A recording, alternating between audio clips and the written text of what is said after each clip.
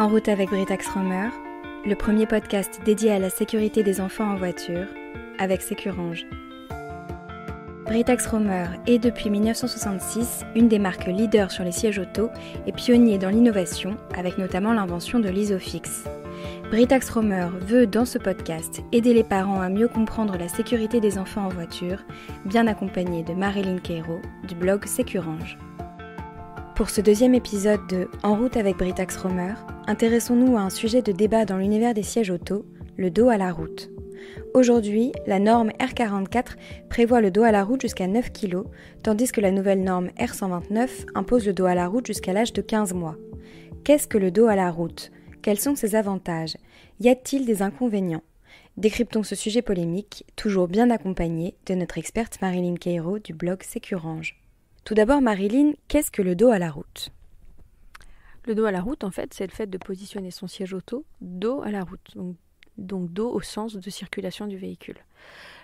C'est un sujet assez polémique en France, pas que d'ailleurs, parce que c'est pas une pratique commune chez nous. On a toujours placé les enfants face à la route à partir de 9 kg.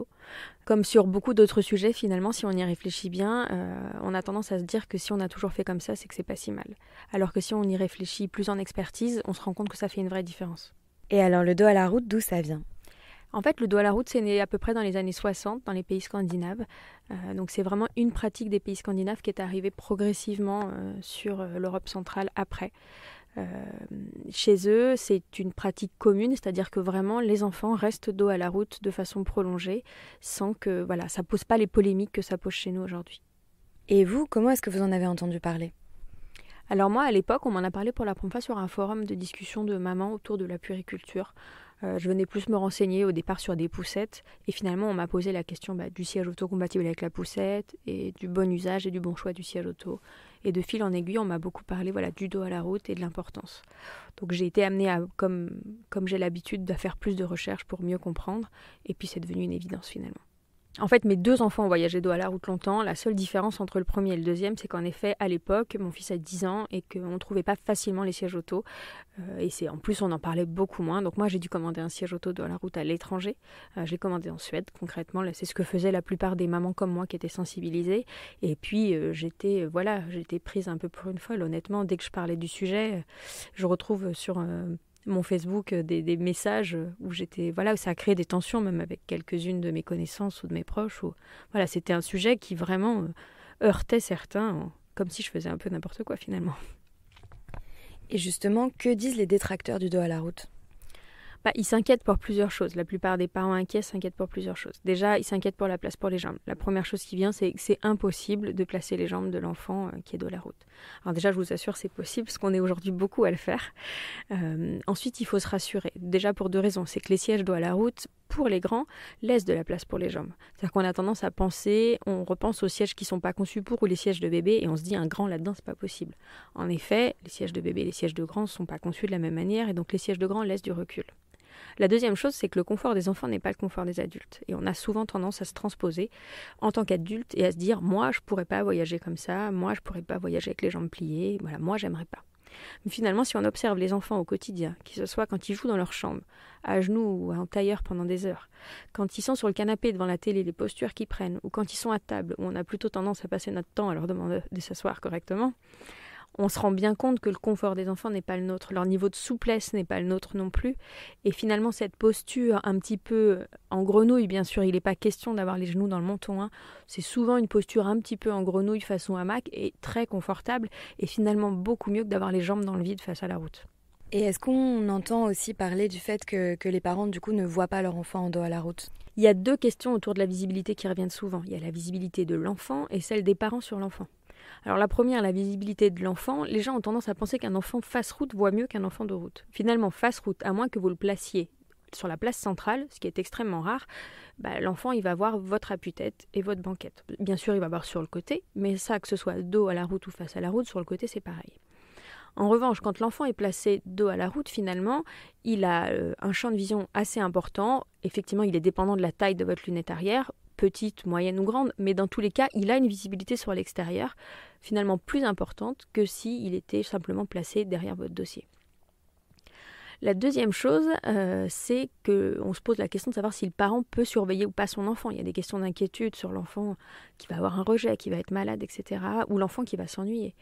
On peut mettre facilement en place déjà un miroir sur la place arrière et donc par miroir interposé, on peut surveiller son enfant. Il n'y a pas de souci. Ensuite, les enfants s'adaptent beaucoup mieux qu'on ne le pense. C'est assez marrant de voir d'expérience aujourd'hui que si j'avais tendance à sortir un paquet de bonbons de la boîte à gants, je peux vous assurer que mon fils, même dans la route, il était au courant. Il n'y avait pas de souci. Donc voilà, ils développent d'autres sens, d'autres capacités et ça ne les empêche pas en tout cas de s'amuser en voiture et de discuter avec nous. Et alors maintenant, passons aux avantages. Est-ce qu'il y a des vrais avantages de sécurité au dos à la route ? Oui, concrètement, c'est avant tout un avantage de sécurité. C'est tout bêtement le fait que quand on est face à la route, donc on parle à 50 km/h. L'idée, bien sûr, c'est pas de vous parler des cas extrêmes, même si là, ça fait son job aussi, hein, évidemment. Mais on ne parle pas des accidents terribles, on parle du quotidien. Donc à 50 km/h, face à la route, il va se passer quoi ? Pour eux comme pour vous, il va y avoir projection de la tête en avant, étirement des cervicales, et ensuite la tête va retomber en arrière. Donc elle va sûrement taper sur la banquette. À ce moment-là, communément pour un adulte, on va parler de coup du lapin. Pour un enfant, c'est la même chose, mais c'est encore plus violent pour plusieurs raisons. Déjà parce que leurs cervicales sont encore fragiles, elles ne sont pas terminées. Ensuite, parce que leur tête est proportionnellement beaucoup plus grosse et beaucoup plus lourde. Donc si on regarde à peu près un enfant, sa tête va d'abord faire peut-être un quart de sa taille totale, puis un peu réduire tout doucement, mais au départ, elle fait une proportion très importante de sa taille totale. Donc oui, pour lui, c'est encore plus violent que pour vous. Si on se place dos à la route, qu'est-ce qui va se passer simplement ? On va être calé au fond de son siège. Donc la tête va rester dans l'alignement de la colonne vertébrale et réduire fortement le poids sur les cervicales. On va passer face route donc de 300 kg sur la nuque d'un enfant à seulement 50 kg sur la nuque de l'enfant. Du coup, ça, les conclusions vont dans le sens de dire que c'est 5 fois plus sûr parce qu'en fait, on a 5 fois moins de risque de blessures graves à ce moment-là. On va passer de 40% de risque à seulement 8% de risque. Ça ne veut pas dire qu'en effet, ça ne va pas lier à tous les risques, mais ça va les réduire de façon considérable. Ce que je dis souvent aux parents, s'ils ont besoin de se rendre compte, il suffit que quand ils prennent les transports en commun, le bus, le métro, c'est plus facile dans le bus, qu'ils se placent sur une banquette face route, de route, et qu'ils observent leurs sensations lors d'un coup de frein. Ils vont vite ressentir l'étirement sur les cervicales et le confort que ça donne d'être dos à la route en cas de coup de frein. Et vous, donc vous étiez une des pionnières en la matière, comment ont réagi vos enfants ? Et bien finalement, étonnamment, plutôt bien. En fait, déjà, les enfants se posent beaucoup moins de questions que nous. Eux, ils ont toujours connu ça, et donc ils sont restés dos à la route. Pour eux, c'était la position normale d'un siège auto, et donc il n'y a pas eu d'opposition particulière. J'ai même été amenée à avoir des sièges secondaires dans la voiture des grands-parents qui étaient face route, et pourtant, d'une voiture à l'autre, ils avaient, c'était ce siège ou ce siège, et il n'y avait jamais de questions ou de barrage ou de quelconque inquiétude pour eux. Et justement, vous parliez de leur siège chez les grands-parents. Est-ce qu'on peut positionner n'importe quel siège en dos à la route ? Alors non, tous les sièges ne se positionnent pas dos à la route, mais aujourd'hui, il en existe vraiment, par rapport à il y a 10 ans, il en existe de nombreux. Toutes les marques aujourd'hui, au moins un siège, voire plusieurs dans leur gamme, qui proposent le dos à la route prolongé. Donc le dos route de base, la plupart des sièges le proposent au moins jusqu'à 13 kg. Si déjà avec ces sièges classiques, les gens le faisaient au moins jusqu'à 13, ce serait déjà formidable. Et ensuite le dos route prolongé, on va toucher du 18 kg, voire du 25 kg. Alors bien sûr, l'idée c'est de rassurer les gens. Quand on dit dos route 25 kg, l'idée c'est pas de garder des enfants de 8 ans dos à la route, c'est de s'adapter à tous les gabarits d'enfants. C'est pour dire qu'on ait un enfant de petit ou de grand gabarit, il y aura forcément un siège de route adapté pour lui. Qu'est-ce que vous auriez envie de dire aux parents à qui subsistent des inquiétudes ? Donc la première chose, c'est qu'ils aillent prendre des informations, qu'ils aillent vraiment au cœur du sujet. Si eux sont convaincus, déjà ça va faire une différence. J'ai toujours pensé que si le parent était convaincu, ça apportait moins de difficultés auprès de l'enfant déjà, qui se pose beaucoup moins de questions que nous. La deuxième chose qu'il peut faire aussi, c'est d'acheter un siège qui fait les deux, dos et face à la route. Il ne sera jamais obligé de le tourner pour la plupart des modèles, parce qu'en général ils sont homologués dos route et face route jusqu'au bout. Mais au moins, il sait que dans un coin de sa tête, il y a ce petit côté rassurant de savoir qu'on peut tourner.